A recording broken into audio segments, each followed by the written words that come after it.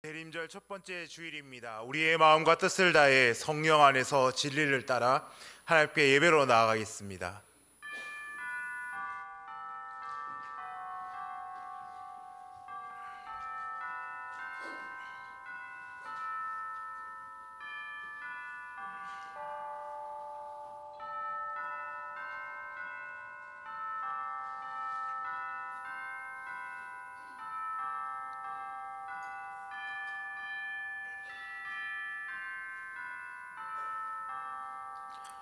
내가 여호와를 항상 송축하며 내 입술로 항상 주를 찬양하리이다. 내 영혼이 여호와를 자랑하리니 공고한 자들이 이를 듣고 기뻐하리로다. 아멘.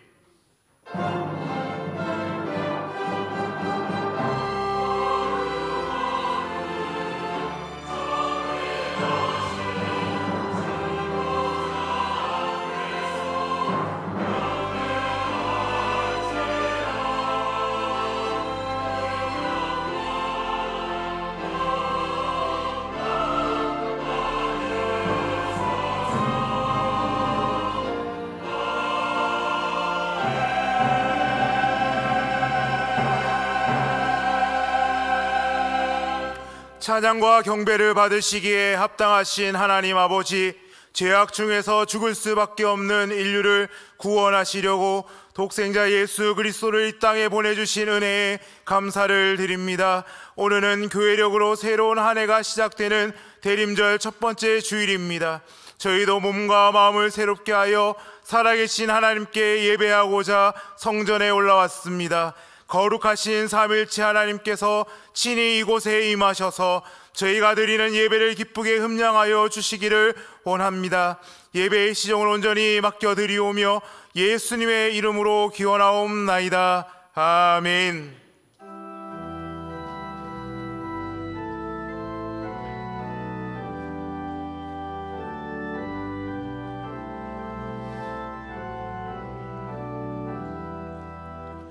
오소서 임마누엘, 오 구하소서 이스라엘. 그 포로 생활보 달파 메시아 기다립니다.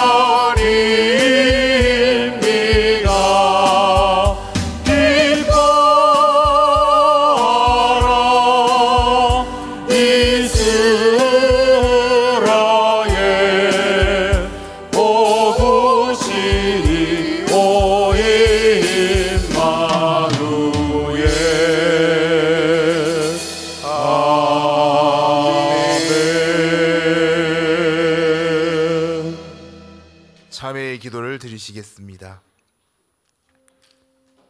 자비와 긍휼이 풍성하신 하나님 아버지, 지난 한 주간 저희가 품었던 생각을 돌아보니 하나님을 사랑하기보다는 세상의 쾌락과 재물과 정욕을 갈망하며 살았습니다.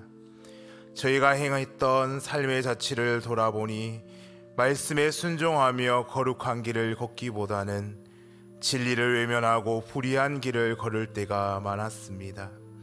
하나님과 교회를 위하여 땀 흘리며 헌신한 기억은 없고 일신의 안위를 위하여 게으르며 나태하게 보냈던 시간만 기억에 남습니다. 자비로우신 하나님, 부끄러운 모습을 있는 그대로 고백하오니 용서하여 주시고 예수 그리스도의 십자가의 보혈로 깨끗하게 씻어 주옵소서. 그리하여 거룩하신 하나님 앞에서 정결하고 합당한 예배자로 서게 하여 주옵소서. 예수님의 이름으로 참회의 기도 드리오며 이제 우리의 입술로 고백의 기도로 계속해 나아갑니다. 아버지 하나님 함께하여 주옵소서. 임마누엘의 하나님 함께하옵소서. 우리의 연약함 돌아보시고 우리를 불쌍히 여기시며 은혜로 함께하옵소서. 주 예수 그리스도 하나님의 아들이시여 죄인된 우리를 불쌍히 여겨 주시옵소서. 악인이 만일 그가 행한 모든 죄에서 돌이켜 떠나 내 모든 율례를 지키고 정의와 공의를 행하면 반드시 살고 죽지 아니할 것이라. 그의 범죄한 것이 하나도 기억함이 되지 아니하리니 그가 행한 공의로 살리라. 아멘. 나는 전능하신 아버지 하나님 천지의 창조주를 믿습니다. 나는 그의 유일하신 아들 우리 주 예수 그리스도를 믿습니다. 그는 성령으로 잉태되어 동정녀 마리아에게서 나시고 본디오 빌라도에게 고난을 받아 십자가에 못 박혀 죽으시고 장사된 지 사흘 만에 죽은 자 가운데서 다시 살아나셨으며 하늘에 오르시어 전능하신 아버지 하나님 우편에 앉아 계시다가 거기로부터 살아있는 자와 죽은 자를 심판하러 오십니다. 나는 성령을 믿으며 거룩한 공교회와 성도의 교제와 죄를 용서받는 것과 몸의 부활과 영생을 믿습니다. 아멘.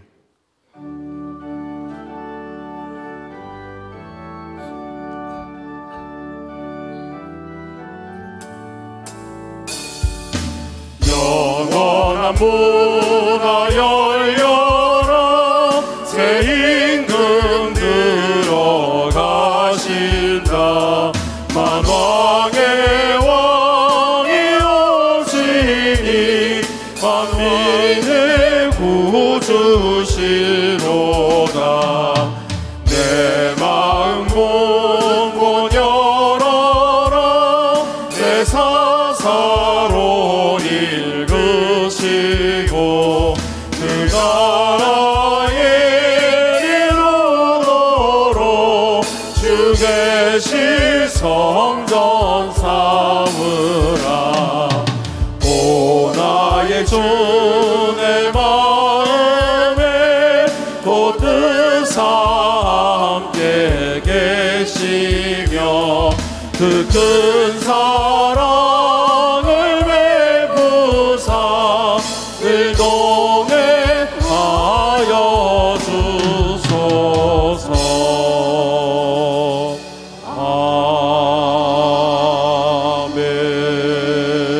아멘. 언약의 백성으로 불러주신 하나님 감사합니다. 대림절 첫째 주 하나님이 기뻐하시고 참된 헌신의 마음으로 드리는 이 예배를 받아 주시옵소서. 오늘 오후 감사의 마음으로 은퇴의 예식을 준비하는 믿음의 선배들을 기억하시고 강건하며 세대를 잇는 대봉의 큰 그루터기가 될 수 있게 복내려 주옵소서. 하나님, 한 주간의 삶 속에서 힘들고 지친 마음으로 이 자리에 와서 예배를 드립니다. 세상의 부귀영화와 바라는 소원이 욕심대로 되지 않은 것에 힘든 것이 아니라 하나님께 영광 돌리는 기도와 경건의 삶을 살고자 했으나 말씀에 충실한 삶이 되지 못함에 힘들어서 이 자리에 간구합니다. 성령 충만한 이 예배에서 새 힘을 얻게 해 주옵소서. 여호와를 신뢰하는 자에게는 인자하심이 두르고 여호와를 의뢰하고 선을 행하며 여호와를 기뻐하고 여호와께서 내 마음의 소원을 이루어 주실 것을 믿고 체험하게 하옵소서. 나의 길을 여호와께 맡기고 의지하여 여호와가 나의 삶을 이루어 가시는 것을 체험하게 하옵소서. 여호와께서는 사람의 걸음을 정하시고 그의 길을 기뻐하시나니 위정자들과 항존직들의 길을 위선과 다툼이 없게 하옵시고 하나님의 정의에 잠잠하지 않게 하옵소서. 하나님은 미세한 음성도 들으십니다. 내 기도 소리와 찬송에 귀를 기울이십니다. 하나님은 내 마음의 반석이시니 새벽을 깨우는 기도와 매일의 묵상이 끊어지지 않게 하옵소서. 인간의 무지함과 무분별함이 한 번도 겪지 못한 날씨와 환경 오염으로 다가오고 있습니다. 병들고 나약한 성도들의 건강을 지켜주시고 주 여호와를 나의 피난처로 의지하는 신앙이 흔들리지 않게 하옵소서. 어린이, 청소년, 청년들의 신앙 공동체 활동을 기억하여 주시고 성령님 함께하여 주옵소서. 어린 중고등학생들이 1월 비전 트립을 준비하고 있습니다. 신앙의 후배들이 지금의 학교 생활에서부터 선교의 사명을 갖게 하옵소서. 대봉의 공동체를 섬기기 위해 1년간 교사, 찬양, 차량, 식당, 안내와 봉헌 등으로 수고한 대봉의 가족들에게 복 내려주시고 2025년도에도 새롭게 헌신할 수 있도록 인도하여 주옵소서. 특별히 새롭게 교구를 조직하여 성령 충만한 교회가 되고자 기도합니다. 교구 활동에 자원하는 성도들이 풍성하도록 성령님 이끌어 주옵소서. 2025년 목회의 비전과 선교 활동을 계획하고 예상 공동의회를 준비하고 있습니다. 성령님의 이끄심으로 모든 세대가 함께하는 성령이 충만한 교회가 되게 하옵소서. 이 시간 목사님을 통해 하나님의 말씀이 선포될 때 영원하고 참된 기쁨을 알게 하옵소서.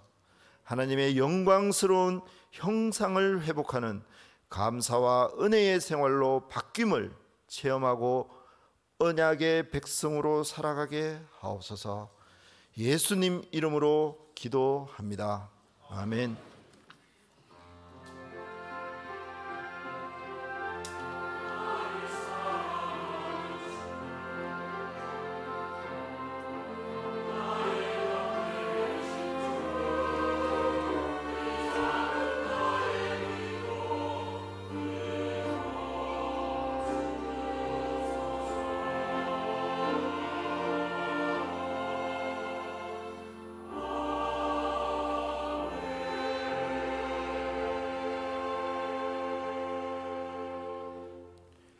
이 시간 하나님께서 우리에게 주시는 말씀은 구약 성경 이사야 9장 2절에서 7절까지의 말씀입니다.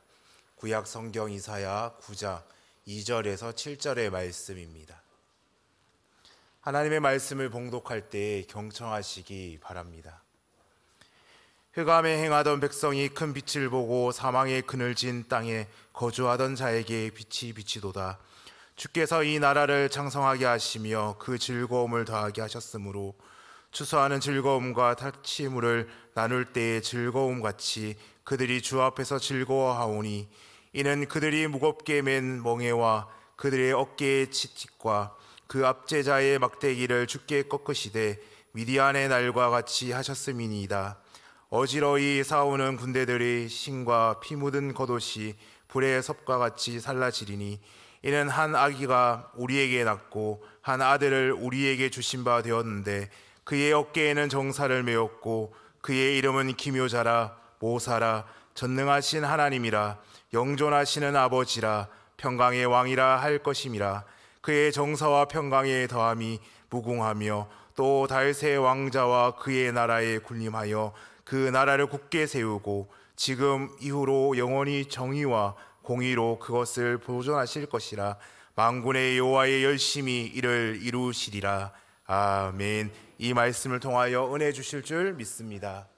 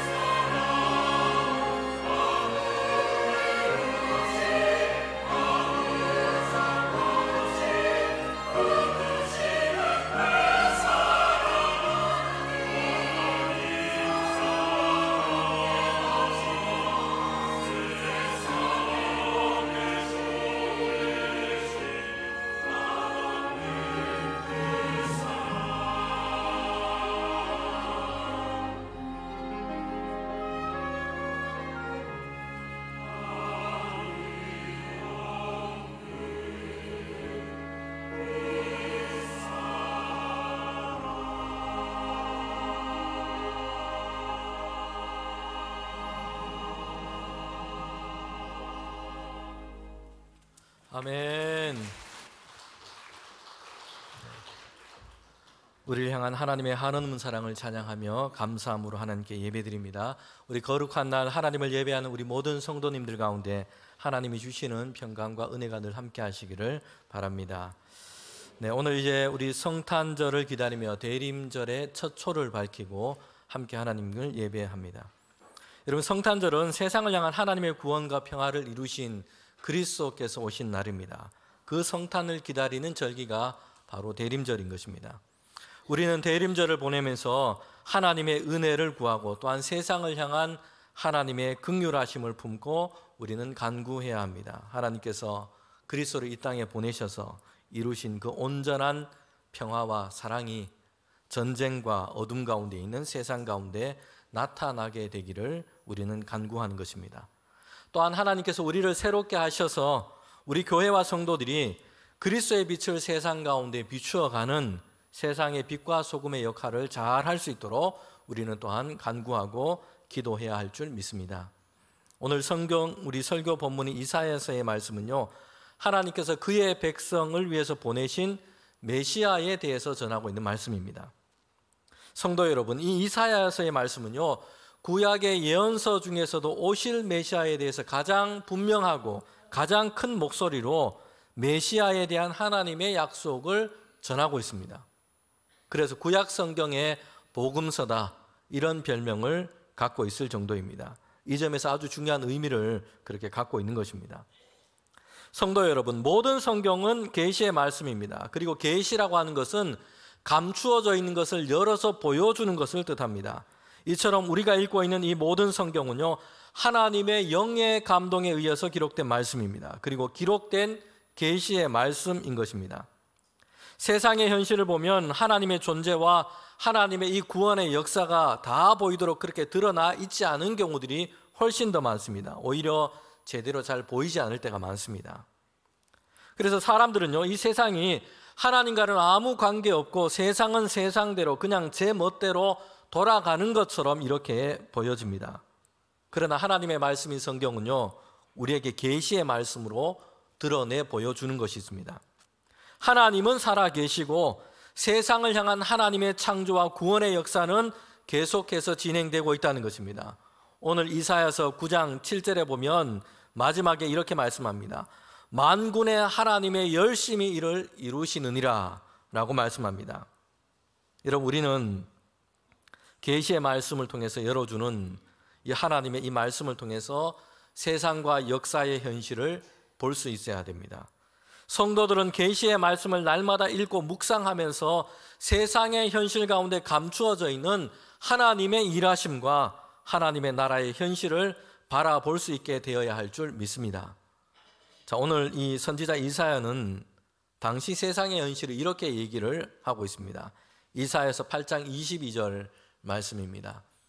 땅을 굽어보아도 환난과 죽음과 고통의 흑암뿐이니 그들은 심한 흑암 가운데로 쫓겨 들어가니라. 여러분, 여기에서 반복되어서 나오는 단어가 있습니다. 당시 세상과 인간의 현실을 얘기하면서 반복해서 3번이나 반복해서 쓰는 단어가 있는데 그것은 흑암이었습니다. 여러분, 이 구절에서 흑암이라는 이 단어는 우리말 성경에는 하나의 단어 흑암이라는 단어로만 그렇게 기록되어 있습니다. 그런데 히브리어로 보면 이 단어는, 이 3개의 단어는 각각 다른 단어를 사용하고 있습니다. 첫 번째 이 흑암이라는 단어는 빛이 없는 흑암을 그렇게 뜻하고 있다고 볼 수 있어요. 두 번째 기록된 이 흑암은 고통을 주는 어두움이라는 의미를 담고 있습니다. 세 번째 이 흑암이라는 단어는 혼돈으로 몰아넣는 어둠이라는 의미에 가깝도록 그 원어가 사용이 되고 있는 겁니다. 그러니 각각 다른 단어를 쓰면서 지금 흑암이라고 하는 이 상태를 지금 강조하고 있는 것입니다. 겹겹이 둘러싸여져 있는 짙은 어둠이라는 것을 보여주고 있습니다. 해결의 실마리가 잘 보이지 않는 점점 더 짙어지는 흑암이라고 하는 것을 강조하고 있다고 이해될 수 있습니다. 여러분, 이런 흑암이 당시의 사람의 현실, 세상의 현실이었다고 얘기를 해주고 있습니다. 캄캄하고 어둡다는 것이요. 오늘 우리가 설교 본문으로 읽은 이사야서 9장 2절에도 보면 이렇게 말씀을 하고 있습니다. 흑암에 행하던 백성이 큰 빛을 보고 사망의 그늘진 땅에 거주하던 자에게 빛이 비추도다. 이제 하나님의 빛이 비추어지는데 여러분 그때 사람들의 현실, 세상의 현실이 어떻다고 얘기를 하고 있습니까? 흑암 가운데 있다는 것이요. 그리고 사망의 그늘진 땅이라고 말씀합니다. 성도 여러분, 여기서 흑암이라고 하는 것은요, 완전히 캄캄한 상태를 뜻합니다. 그냥 해가 좀 지고 밤이 어두웠는데 다른 구름에 가려져서 희미하게 보이는 이런 상태를 얘기하고 있지 않습니다. 어둡지만 희미하고 어둑어둑한 그런 상태가 아니라 완전한 어둠을 뜻하고 있습니다. 빛이 없는 칠흑과 같은 이런 어둠이 가득한 때를 얘기를 하고 있어요. 여러분, 이런 흑암이라는 이 단어를 우리가 들으면 성경 중에 어디가 여러분 떠올려지십니까? 성경의 가장 앞부분인 창세기 1장 2절에 보면 이렇게 말씀을 하고 있습니다. 창세기 1장 2절에 보면 땅이 혼돈하고 공허하며 흑암이 깊음 위에 있고 하나님의 영은 수면 위에 운행하시니라. 빛이 창조되기 전입니다. 하나님께서 빛을 만드시기 전입니다. 빛이 존재하지 않는 이런 흑암이었던 것입니다. 완전한 어둠인 것입니다. 그래서 존재하는 것 자체가 아무것도 보이지 않고요, 혼돈과 무질서가 가득한 이런 상태입니다. 이런 흑암을 얘기를 하고 있어요. 이사야가 표현한 세상의 현실과 사람의 현실은 이런 흑암과 같다는 것이요. 그리고 사망이 그늘져 있다 얘기합니다. 생명의 기운이 사라져버렸고 어떤 소망도 보이지 않는 이런 상태임을 지금 얘기를 해줍니다. 이사야는 이것이 이스라엘 백성의 상태요, 당시 세계와 사람들의 상태라고 지금 얘기를 하고 있습니다. 여러분, 오늘 우리의 세상을 그리고 사람의 현실을 흑암 또는 사망의 그늘진 땅 이렇게 말한다면 여러분은 어떻게 느껴지십니까? 사람들 중에는 야, 이거 너무 비관적이지 않냐 이렇게 생각을 할 수도 있을 것 같습니다. 아마도 많은 사람들이 그렇게 반응하지 않을까 생각이 듭니다. 좀 어둡고 우울한 이런 전망들이 있긴 하지만 흑암이라고 하는 것은 이게 너무 과장되지 않았냐 이렇게 우리는 생각하고 싶어 합니다. 여러분, 그러나 이사야 시대만큼이나 오늘 우리 시대도 어떻게 보면 겹겹이 어둠이 둘러싸인 것처럼 이런 어둠의 현실, 흑암의 현실이 우리가 살아가는 세상의 모습이기도 합니다. 세상 안에는요, 전쟁과 기근이 계속되고 있습니다. 세계 곳곳에는 난민이 발생하고 있습니다. 죽어가는 사람들이 많습니다. 3차 대전이라는 이런 말까지 들리기도 합니다. 기후와 환경의 위기는 심각한 수준입니다. 세계 곳곳에서 기상이변들이 일어나고 있습니다. 그러나 해결의 실마리는 잘 보이지 않습니다. 또한 사람의 내면과 그 영혼은 어둠 가운데 그렇게 놓여 있다는 것이요. 사람들이 그 내면이, 그의 영혼이 병들어 있는 것입니다. 여러분, 우리 사회만 해도 우울증으로 인하여 고통당하는 사람들이 참 많고요, 그래서 스스로 삶을 마감하는 이들이 많습니다. 그 수는 줄어들지 않고 점점 늘어납니다. 청소년 중에는 외부와의 관계를 다 단절하고 문을 닫고 고립과 은둔으로 지내는, 그렇게 이것을 선택한 아이들이 14만 명에 이릅니다. 우리나라만 그렇다는 것이요. 여러분, 청년들은 제대로 직업을 갖기도 어렵고요, 결혼도 어렵습니다. 이런 삶의 고단함에 우리의 청년들은 지쳐 있습니다. 젊음을 가지고 이제 시작해야 할 때인데 제대로 시작해 보기도 전에 쉽지 않은 세상의 현실을 보고 실망하곤 합니다. 우리 시대, 우리의 현실은 결코 안녕이라고 말하기는 어렵습니다. 짙은 어둠에 가까운 이런 전망이 우리가 살고 있는 우리 세계의 현실인 것입니다. 여러분, 이사야 시대의 세상과 사람의 현실이 어떠합니까? 특별히 예루살렘과 이스라엘 백성은요, 점점 더 큰 위기 가운데 그렇게 향해 들어가고 있었던 것입니다. 북방의 강한 나라는 이스라엘과 유다를 삼키기 위해서 큰 군대를 이끌고 내려오기를 반복합니다. 그런데 막아설 만한 이런 능력과 그런 힘이 이스라엘에는 전혀 없었다는 것이요. 뿐만 아니라 이스라엘과 유다는 그 사회가 심각하게 그 안으로 병들어 있었습니다. 왕으로부터 시작해서 지도자들은 자기의 부와 그리고 안락을 위해서 힘과 권세를 이용해서 백성의 것을 빼앗아갑니다. 굽어진 재판을 일삼습니다. 사람들은 자신의 이익과 유익을 위해서 거짓으로 속이고 폭행을 행하며 강탈을 하기도 했습니다. 여러분, 그런데 이런 흑암이 어디서부터 온 것입니까? 성경은 이렇게 말씀합니다. 하나님의 백성인 그들이 하나님을 떠났고 하나님의 말씀을 버렸고 자기의 욕망대로 살고 있기 때문입니다. 욕심이 잉태한 즉 죄를 낳고 죄가 장성한 즉 사망을 낳고 있는 것입니다. 이사야서는 그 말씀을 시작하면서 1장 3절부터 4절 또 7절부터 9절에 보면 이스라엘 백성이 만나고 있는 이 흑암이 어디서부터 시작됐는지를 먼저 얘기를 하고 있어요. 소와 나귀는 그 임자를 알고 있지만 하나님의 백성 삼은 이스라엘 백성은 하나님을 버렸다는 것이요. 하나님의 말씀을 버려버린 겁니다. 하나님께서 그들의 하나님 되심을 깨닫지 못하고 그들은 자기의 욕심대로 살고 있어요. 죄악 가운데 행하고 있는 것입니다. 여러분, 그래서 그 땅이 지금 황폐해져 가고 있다는 것이요. 여러분, 이렇게 임한 흑암은 사람의 수고와 사람이 고안해낸 방법으로도 해결이 되지 않은 어둠이었다는 것입니다. 그들을 둘러싸고 있는 이 어둠을 해결한다고 여러분, 사람들은 머리를 굴리고 여러 가지 일을 다 도모했습니다. 그러나 전혀 해결되지를 못했어요. 오히려 다시 그 어둠이 겹겹이 더 짙어지고 많았던 것입니다. 결실을 얻지 못한 수고, 결실을 얻지 못한 시도였다는 것입니다. 이스라엘 백성이 당했던 이런 어둠 중에 하나는 주변의 다른 나라의 어떤 침략과 전쟁에 대한 소문, 그리고 그 문제였습니다. 여러분, 그런데 이 문제를 해결하기 위해서 이스라엘 백성이 내놓았던 방법, 그 궁리가 뭐냐면요, 강한 다른 나라를 의지하는 것이었어요. 그들과 동맹을 맺는 것이었습니다. 오늘날에도 그렇지 않습니까? 동맹, 이것을 매우 강조하며 그렇게 얘기를 합니다. 이스라엘은 그래서 애굽으로 내려가기도 했고요, 때로는 아수르라는 나라로 그렇게 가기도 했습니다. 그러나 북방의 강한 나라들이 이제는 이스라엘을 정복하기 위해서 말을 타고 큰 군대와 창과 칼을 가지고 내려오지만 그들을 의지했던 주변의 나라들은 그때 사실 아무 도움이 되지를 못했습니다. 그냥 자신들에게도 주변 나라들은 불똥이 튀지 않을까 염려하면서 자신들의 안전을 도모하며 불구경하듯 했습니다. 오히려 큰 어려움을 겪고 있는 이스라엘을 조롱하기까지 한 것입니다. 여러분, 성경의 창세기에 보면 선하신 하나님께서 세상을 창조하시고 섭리하시는 그 역사를 기록하여 말씀하고 있습니다. 그런데 그 가운데 보면 사람의 타락과 죄악됨이 나오기도 합니다.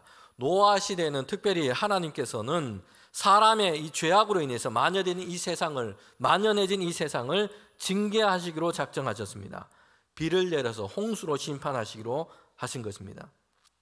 그럼에도 하나님은 하나님을 경외하는 자 이 노아를 통해서 방주를 만들게 하셨고 구원과 그 은혜의 길을 열어놓으셨어요. 방주에 들어가면 구원을 받는 것이고 들어가지 않으면 물로 인한 하나님의 심판 가운데 그렇게 사라지고 마는 것입니다. 살아갈 수 있는 길, 살 수 있는 길, 다른 길, 다른 방법이 없었던 것이요. 방주 안으로 들어가는 것이었습니다. 성도 여러분, 예수 그리스도께로 들어가면 그 은혜 안으로 들어가는 것만이 사는 길이요 구원에 얻는 길인 줄 믿습니다. 다른 길, 다른 방법은 없는 것이며, 하나님의 이 홍수 심판이 지나가고 하나님은 다시 사람과 세상을 축복하시고 복을 주셨어요. 번성하도록 하셨어요. 그런데 그 다음에 사람들은 무엇을 했냐면요, 하나님의 말씀대로 하나님 보시기에 그렇게 살아가게 좋기에 살아간 것이 아니었습니다. 또다시 죄를 짓고 악을 행하며 살아갔어요. 여러분, 그러면서도 마음 한편에는 그들에게는 두려움이 있었습니다. 하나님께서 다시 물로 세상을 심판하시면 어떡하냐 하는 것이었습니다. 그래서 사람들이 고안해낸 것이 바로 바벨탑을 쌓는 것이었습니다. 탑을 높이까지 쌓아서 이제는 하늘에 닿을 때까지 쌓아서 하나님의 징계와 심판을 면하려고자 했던 것입니다. 사람이 이런 생각, 이런 고안을 해냈습니다. 선택한 방법이 탑쌓기였던 것이요. 아무도 구원해 줄 수 없는 어리석은 수고에 지나지 않습니다. 하나님은 오히려 언어를 혼잡게 하셔서 사람을 흩어지게 하셨다는 것이요. 성도 여러분, 우리는 사람들이 만들고 고안해낸 이런 방법, 이런 계획에 대해서 때로는 너무나 과신하고 있다는 것이요. 이것만 되면 새로운 세계, 새로운 시대가 펼쳐질 거야. 이것만 있으면 하나님의 나라니 천국은 필요 없고 인간이 이 땅에 낙원을 만들며 그렇게 살아갈 수 있을 거야. 여러분, 이런 기대를 갖고 있다는 거죠. 성도 여러분, 그러나 사람이 만들어낸 것, 이런 발명, 이런 고안해낸 것, 생활할 편리를 주기도 합니다. 그러나 평화와 평강의 세계를 우리에게 만들어주지를 못합니다. 그 영혼을 구원하지 못한다는 것입니다. 1990년대부터 이 얘기되는 것이 있는데, 플라스틱의 배신이라는 이 단어, 이 말이 그렇게 얘기되곤 합니다. 여러분, 플라스틱을 처음 발명했을 때는요, 야, 이거 정말 새로운 시대를 열어줄 것이라 사람들은 다 그렇게 기대했습니다. 가열을 하거나 냉각을 하면 모양을 자유롭게 그렇게 바꿀 수 있고요. 옷부터 시작해서 가구에 이르기까지 생활에 필요한 많은 물건들을 다 만들어낼 수 있는 새로운 신소재였습니다. 그래서 사람들은 야, 이걸 개발해서 이제 우리의 새로운 시대가 이제 열리구나 라는 생각을 했습니다. 이런 플라스틱은요, 그렇게 해서 오늘까지 편리하게 많은 사람들을 생활용품으로 그렇게 사용되고 편리함을 주고 있습니다. 그런데 1990년대를 지나면서 플라스틱의 배신을 알게 됐습니다. 왜냐하면 이 플라스틱은요, 잘게 쪼개지고 축소가 되지만 사라지지 않아요. 그 구조가 깨어지지 않습니다. 썩어지지 않는다는 것이요. 이게 섬뜩한 사실로 우리에게 드러나기 시작했어요. 그래서 사람들은 포기할 수 없는 편리함 때문에 플라스틱을 사용하고 있지만, 여러분, 지금 한편에서는 사람의 생명과 지구의 생명을 위협하는 아주 중요한 위협으로 지금 인식되고 있다는 것이에요. 처음에 만들었을 때는 인간이 만들어낸 세계의 발명품, 우리의 모든 시대를 바꿀 만한 이런 것이라, 모든 문제들을 다 해결할 수 있는 그런 새로운 차원을 열어줄 것이라 기대했습니다. 여러 가지 문제를 해결할 수 있는 그런 발명품이라 생각을 했어요. 그런데 이제는요, 한편에서는 인간은 물론이고 지구 생태를 위협하는 중요한 문제 자체가 되어버린 것입니다. 더 심각한 문제거리가 되고 있다는 것이에요. 인간의 역사를 보면 사실 이런 일이 천지입니다. 잠시 해결책이 되는 것 같았는데, 여러분, 오히려 이것으로 인해서 더 큰 문제가 부메랑이 되어서 우리에게 돌아오고 있다는 것입니다. 이것이 사람의 한계인 것입니다. 누가복음에 보면 12장에 어리석은 부자 이야기가 나옵니다. 여러분, 그 해에 수확이 참 많았습니다. 너무 기쁘게 다 추수를 하고 이제는 저장할 창고가 부족해서 이제 그 창고를 헐고 더 큰 창고를 짓게 됩니다. 이렇게 지은 넓은 창고에 곡식과 수확물들을 다 저장을 해놓았어요. 부자는 만족하면서 이렇게 얘기합니다. 내 영혼아 평안하자, 먹고 마시고 즐기자, 눕자, 이렇게 얘기를 하고 있어요. 여러분, 그런데 성경은 이 사람에 대해서 어리석은 부자라고 얘기를 합니다. 왜 어리석은 부자라고 얘기합니까? 사실 부자는요, 많은 수확을 얻을 수 있도록 종들을 잘 부려서 농사를 잘 했습니다. 사람을 부리는 리더십도 있고요. 상황 판단과 셈도 아주 빠릅니다. 추수할 곡식을 보니까 많고 창고는 부족할 것이라 재빨리 알아차렸어요. 그리고는 바로 창고를 크게 짓도록 했습니다. 결단력과 추진력도 좋습니다. 그리고 새롭게 지은 이 창고에 곡식들을 잘 저장했습니다. 재테크도 잘해요. 그런데 왜 이 사람을 성경은 왜 어리석은 부자라고 얘기를 하고 있습니까? 곡식으로 창고를 가득 채우고 통장에 재물을 가득 채우고 그러면서 그는 이렇게 생각하고 있었던 것입니다. 내 영혼아 평안하다. 내 영혼은 이제 안전하다. 이렇게 생각하고 있어요. 여러분, 이것이 어리석은 것이에요. 가득 채운 곡식으로도 결코 평안을 가질 수 없습니다. 평안을 얻을 수도 없습니다. 그의 인생의 궁극적인 문제는 하나도 해결할 수 없는 것입니다. 하나님은 그에게 말씀하십니다. 오늘 밤에 내 영혼을 하나님이 거두시면 그 창고에 가득한 것은 누구의 것이 되겠느냐. 많은 곡식을 쌓아 놓았다고 하더라도 여러분, 그의 생명이 보장이 되는 것이 아니에요. 영혼의 만족도 얻을 수 없습니다. 온전한 평강도 얻을 수도 없고 누릴 수도 없는 것입니다. 부활하신 예수님께서 다시 제자들에게 찾아오셨어요. 그들은 두려움에 그때 떨고 있었습니다. 주님을 따라다녔는데 예수님께서 십자가에 달려서 그냥 죽으셨기 때문입니다. 그러나 주님께서는 3일 만에 부활하시고 부활하신 이 예수님께서 그 제자들에게 찾아오신 것이요. 그러면서 그들에게 말씀하세요. 평안을 너에게 주노라. 여러분, 평안은 세상이 주는 것이 아니고요, 상황이 주는 것이 아니에요. 창고에 가득 찬 곡식이 주는 것이 아닙니다. 평안은 주님이 주시는 것입니다. 주님께서 말씀하세요. 요한복음 14장 27절 말씀인데 저와 여러분이 함께 읽도록 하겠습니다. 평안을 너에게 끼치노니 곧 나의 평안을 너에게 주노라. 내가 너에게 주는 것은 세상이 주는 것과 같이 아니하니라. 너희는 마음에 근심하지도 말고 두려워하지도 말라. 아멘. 여러분, 평안은 누가 줍니까? 주님께서 주시는 것이요. 그리고 주님이 주시는 평안은 세상이 줄 수도 없고 세상이 주는 것과는 다릅니다. 마음에 근심하지도 말라, 염려하지도 말라. 주님께서 우리에게 평안을 허락하시는 것입니다. 이사야 시대 이스라엘 백성의 현실은 흑암과 사망의 그늘이 덮고 있다고 말하고 있습니다. 여러분들, 그런데 이것은요, 앞서 말씀드린 것처럼 그들이 만들어낸 것이었습니다.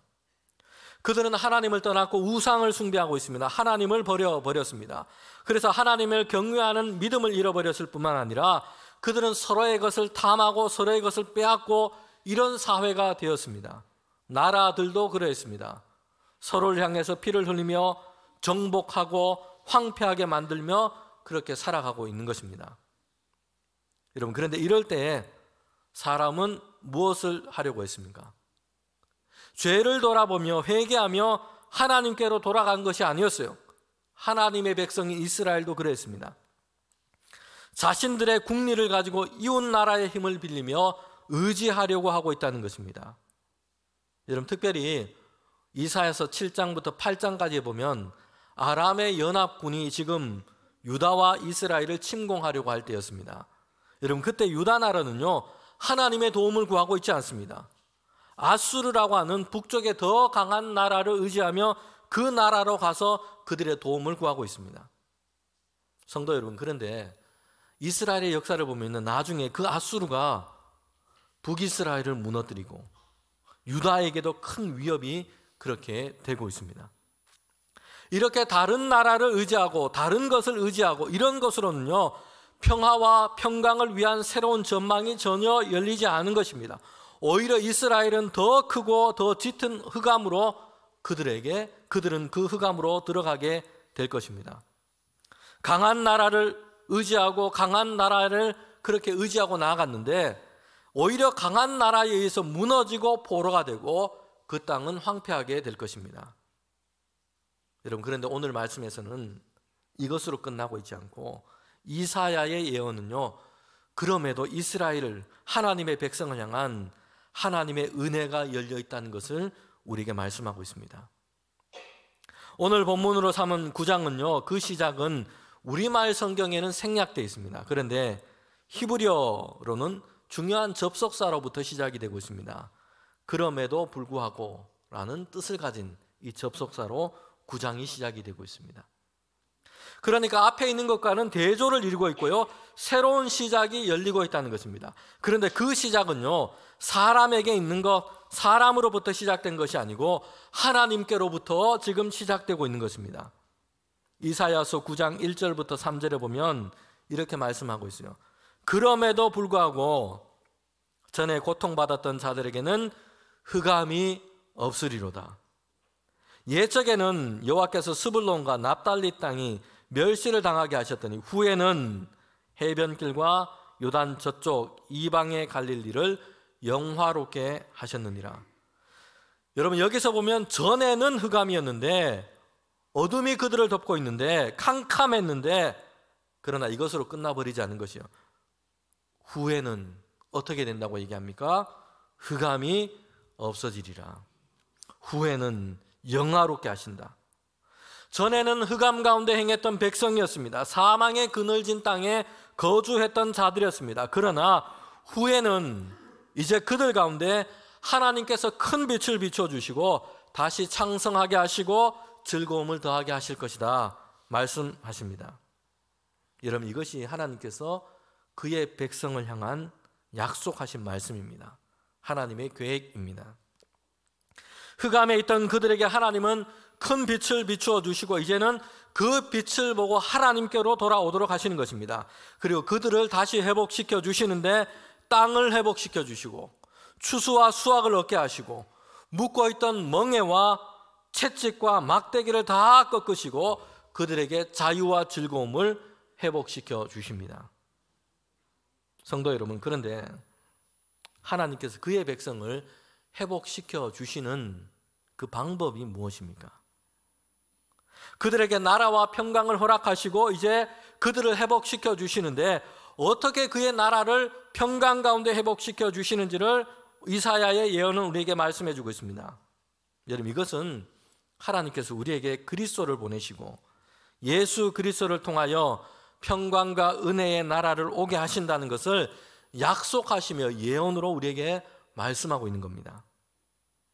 이사야를 통해서 하나님은 다시 그의 백성 이스라엘을 회복시켜 주실 것을 말씀합니다. 여러분, 그런데 그 방법이 뭡니까? 6절에 보면 이렇게 말씀합니다. 그 방법은 한 아기였다는 것이요. 우리 6절의 말씀에 보면 한 아기를 주셨는데 한 아기를 그들 가운데 보내주신 것이요. 여러분, 이 말씀을 들을 때 이스라엘의 현실은요, 다른 강한 나라의 압제 아래 놓여 있습니다. 그들은 무너졌고 지배를 당하고 있습니다. 포로가 되었고 압제를 당하고 있습니다. 그런데 하나님께서 그들을 구원하시고 회복시키시는 그 방법이 한 아기였다는 것이요. 너무나 의외라는 생각이 들지 않습니까? 강하고 거대한 군대를 보내시는 것도 아니고 말을 탄 위대한 장수를 보내신 것도 아니고 한 아기를 그들 가운데 오게 하시는 것이요. 여러분, 이 이사야에서의 말씀은요, 하나님께서 보내실 그리스도에 대해서 말씀하고 있는 겁니다.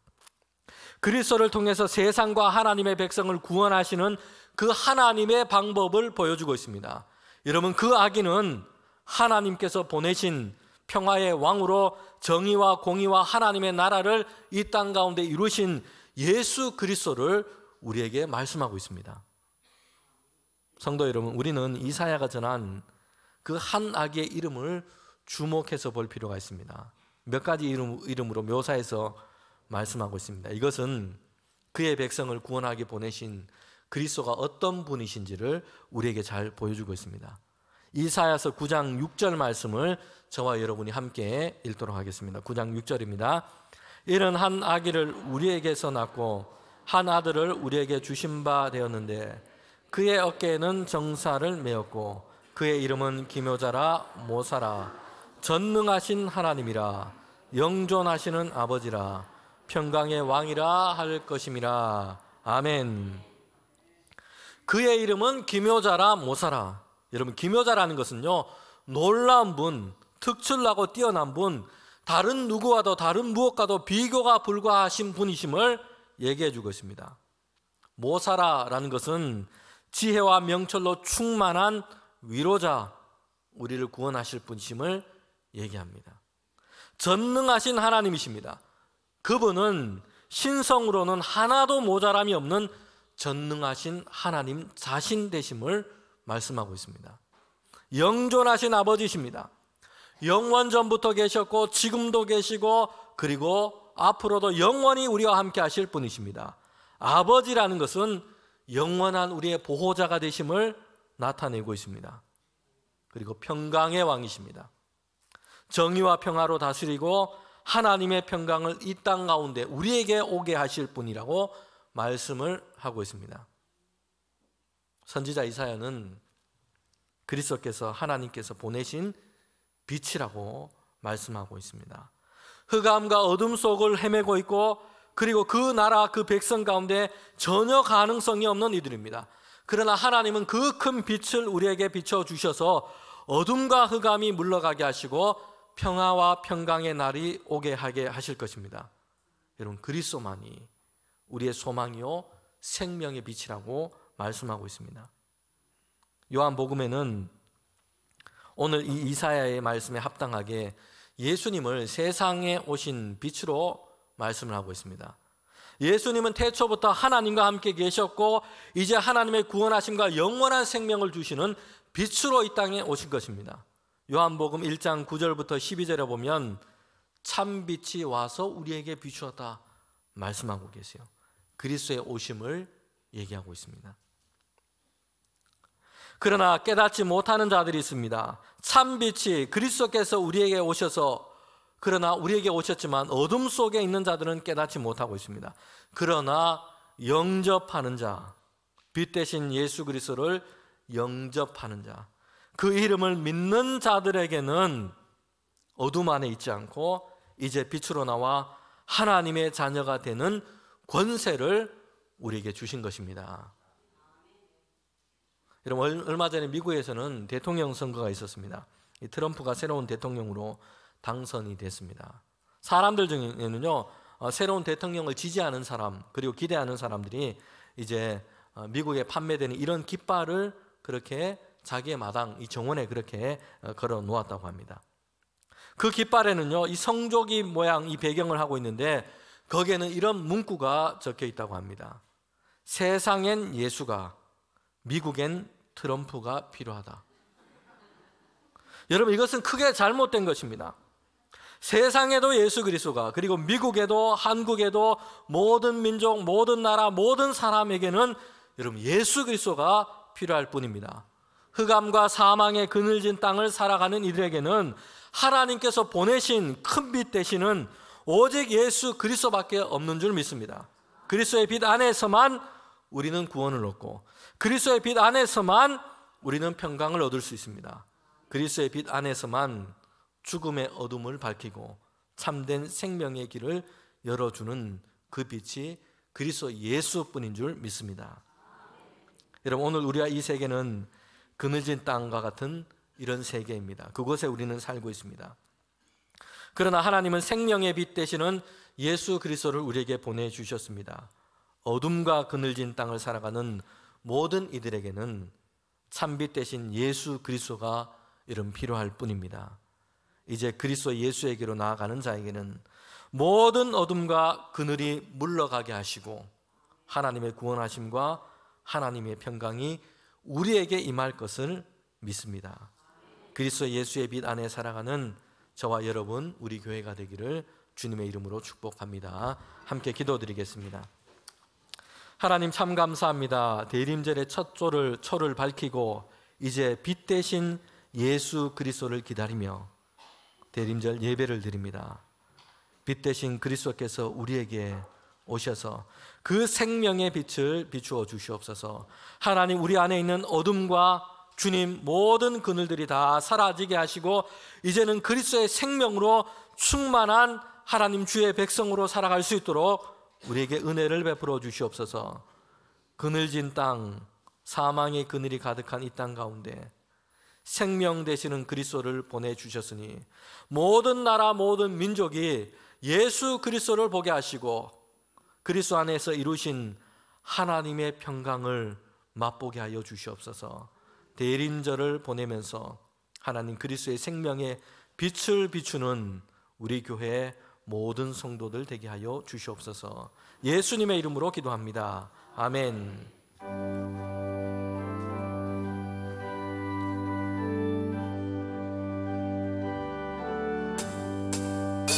죄짐에 눌린 사람은 다 주께 나오라.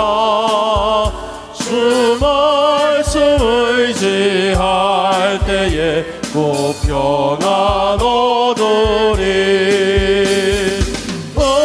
의지하세 의지하세 주 의지하세. 구하시네 구하시네 곧 구하시네. 참 구원 주신 주께서 보혈을 흘렸네. 눈 마치게 할 피에 두 몸을 잠그세. 의지하세 의지하세 주 의지하세. 구하시네 구하시네 곧 구하시네. 길 대신 우리 구세주 늘 인도하시네. 너 지체 말고 나 있으며 상복을 받겠네. 의지하세 의지하세 주 의지하세. 구하시네 구하시네 곧 구하시네. 온 성도 하나 되어서 영광길 걸으며 한없는 은혜 받아서 영원히 누리니. 의지하세 의지하세 주 의지하세. 구하시네 구하시네 곧 구하시네.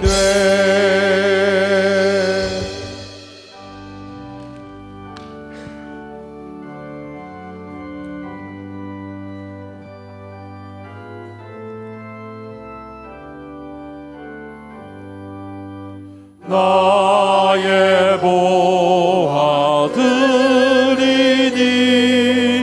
주여 받아주셔서 하늘나라 위하여 주 뜻대로 쓰소서.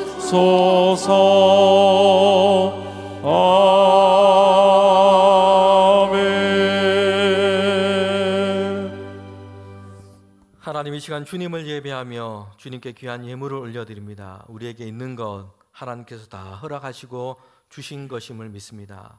구별하여 드리는 이 귀한 예물을 연락하여 주시옵소서. 예물을 드리는 모든 성도들의 손길을 하나님 기억하여 주시고, 예물을 드릴 때에 믿음과 소원의 간구가 있습니다. 하나님의 나라를 위한 헌신과 사랑이 있습니다. 주님 귀한 예물을 연락하여 주시되, 우리 드린 모든 성도들의 가정과 그 일터 가운데 하나님께서 주시는 은혜로 복으로 채워 주시옵소서. 가정이 늘 평강하게 하시고 일터가 주님의 뜻 가운데 늘 형통할 수 있도록 은혜 더하여 주시옵소서. 우리 성도들 가운데 연약한 우리 성도들이 있습니다. 몸과 마음이 그렇게 힘든 가운데 있는 우리 성도들이 있습니다. 주님께서 도우시고 인도하여 주시고 하나님께서 강건하게 하시고 주님께서 치료하여 주시옵소서. 하나님, 우리 모든 성도들이 믿음 안에서 날마다 더 주를 바라보게 하시고 주님께서 주시는 은혜의 삶을 살아가는 사랑하는 주의 백성들 될 수 있도록 날마다 동행하여 주시옵소서. 귀한 예물이 사용될 때에는 주님의 뜻 가운데 사용되게 하시고, 하나님 그리하여서 예물이 쓰여지는 곳마다 하나님의 영광이 드러날 수 있도록 인도하여 주시옵소서. 예수님의 이름으로 기도합니다. 아멘.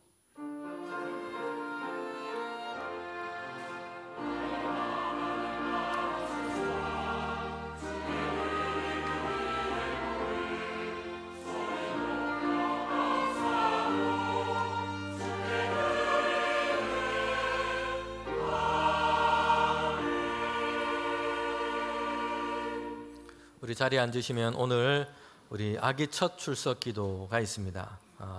박종성 목사님, 김세롬 사모님, 우리 첫째 딸 박하영, 우리 어린이 아기 첫 출석 기도하겠습니다. 우리 앞으로 나오시면 됩니다.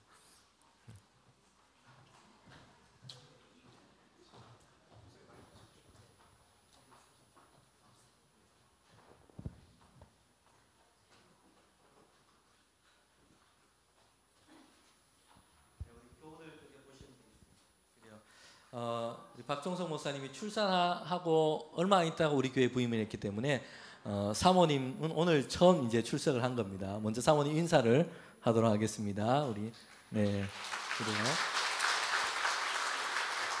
자, 우리 기도하도록 하겠습니다.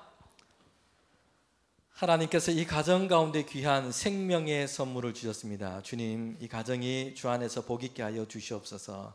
우리 하영이를 생명의 귀한 선물로 주셨으니 주님께서 기억하여 주시며 건강하게 자라게 하시고 주님의 축복과 은혜 가운데 자라는 귀한 딸 되게 하여 주시옵소서. 하나님, 이 가정을 하나님의 복으로 채워주셔서 날마다 주를 섬기는 모든 일이 주님 안에서 영광이 되게 하시고 기쁨이 되게 하여 주시옵소서. 필요를 따라 채워주시되 주님, 이 가정이 하나님의 은혜로 날마다 충만한 가정 되게 하여 주시옵소서. 하나님께서는 우리 하영이에게 복을 주시고 하영이를 지키시기를 원합니다. 하나님께서 그의 얼굴을 하영이에게 비추사 하나님께서 은혜 베풀어 주시기를 원합니다.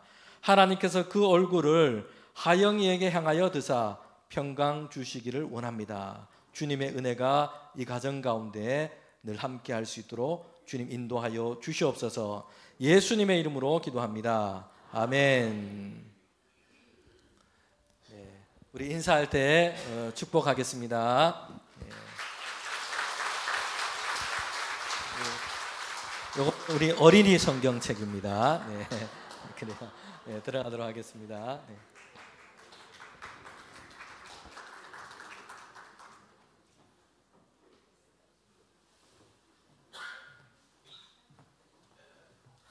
네, 교회 소식 전하도록 하겠습니다. 오늘은 대림절 후 첫 번째 주일이고요.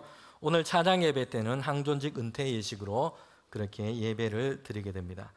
특별히 우리 성탄절을 앞두고 대림절을 보내면서 교회 안과 또 밖에 우리 성탄 장식을 위해서 우리 수고해 주신 모든 분들에게 감사를 드립니다. 네, 예산 공동의회 및 재직회가 다음 주일 찬양 예배 후에 그렇게 있습니다. 여러분 기억하시면 좋겠습니다. 우리 교우 소식 전하도록 하겠습니다. 개업한 가정이 있습니다. 조동란 집사님 개업했고요. 지난 주간에 슬픔 당한 가정이 있습니다. 김영애 집사님, 박경원 안수 집사님 가정 부친상으로 장례가 있었습니다. 하나님의 위로가 있기를 바랍니다. 입원 중에 계신 교우 있습니다. 김복원 장로님 입원 중에 있습니다. 위에서 기도해 주시기를 바랍니다. 주보에 올리지 못한 우리 광고, 장례 광고가 우리 있습니다. 먼저 최기현 집사님, 최성은 집사님 가정에 부친상 아버님이 소천하셔서 장례 중에 있습니다. 위로 예배로 오늘 오후 찬양 예배 또 은퇴 예식 후에 출발할 예정입니다. 포항에 있는 세명 기독병원입니다. 그리고 장례 광고가 또 하나 있습니다.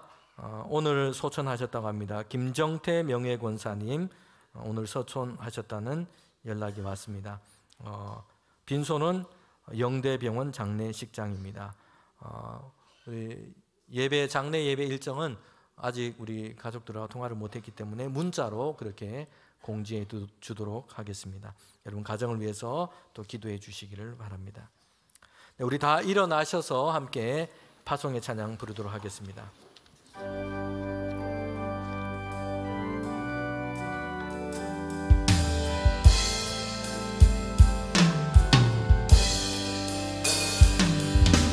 당신은 영광의 왕, 당신은 평강의 왕, 당신은 하늘과 땅의 주, 당신은 정의의 아들.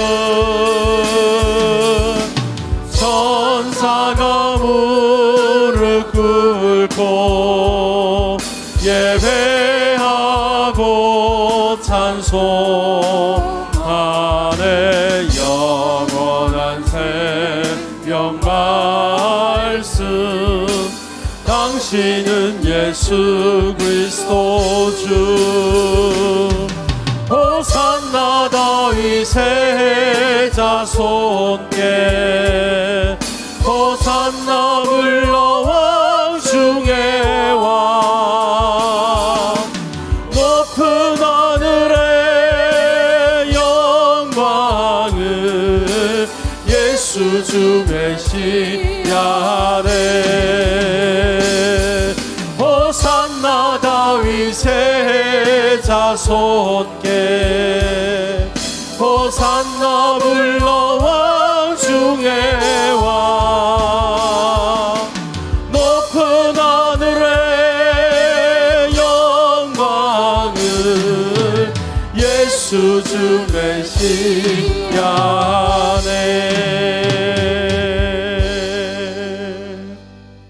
지금은 우리 주님 예수 그리스도의 은혜와 하나님의 그 크신 사랑과 성령님의 위로 교통하심이 이제 우리에게 생명의 빛으로 오신 예수 그리스도를 바라보며 그 은혜 안에서 빛된 삶을 살아가기를 원하는 우리 모두 가운데 지금부터 영원토록 함께 하시기를 간절히 축원하옵나이다. 아멘. 아멘.